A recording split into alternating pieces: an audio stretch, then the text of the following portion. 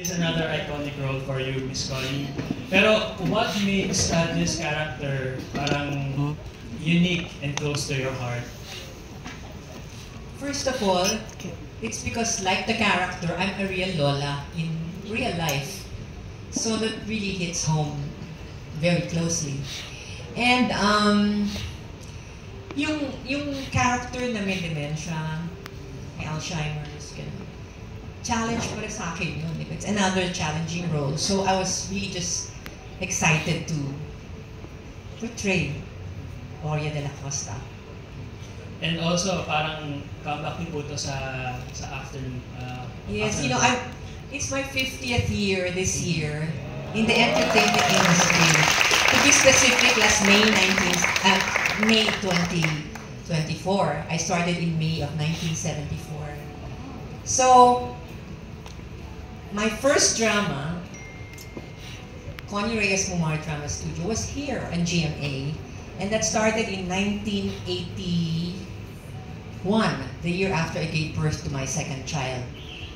And so, after that, talagang din ako sa after the noontime show, laging ako na ang next, diba? Every Saturday. So, when I found out that this was going to be on the afternoon slot, parang ito sa welcome thing for me na parang, wow, may dahilan si Lord kung bakit ako nabalik sa afternoon slot. So, hindi, akala nila kasi na parang, ay, alam nyo na afternoon slot to, baka ayaw ko na kasi I was doing prime time na nga, no? Sabi ko, hindi, exciting for me. It would be really wonderful to just see how it is again on the afternoon slot. And I know that many of my followers are, you know, the housewives. So yung mga iba, anak na ng mga dating mga followers ko. New generation. Yeah, the new generation. Actually nga, even I'm working even with Gen Z.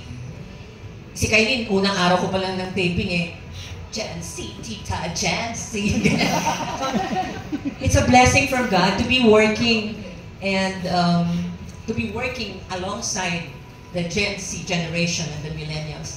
And also having as an audience, Gen Z. Kasi parang feeling ko, through the years, parang lagi ako binibigyan ni Lord ng iba-ibang show na pabata yung mga kasama ko. So may reason ang Panginoon sa ginagawa niya.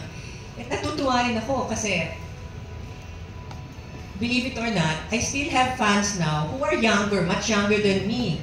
I can't mention naman yung mga iba. Can I mention mga shows na iba? You know, from mga 100 Days to Heaven, ganyan. Kasi mga bata laging nakakasama ko, di ba? Yung Nathaniel, My Dear Heart, madami kong kasama mga bata. So yung mga kaidaran noon, or mas maganda, at saka yung mga kaidaran ni Nito, at saka yung mga kaedad ko at mas matanda sa akin, blessing, di ba? That they're still watching me. So, I just believe that there's a purpose, and I'd like to stay close to what the Lord has created me to be, use my giftings for His honor and glory. That's what's happening. So, thank you. I hope I answered your question.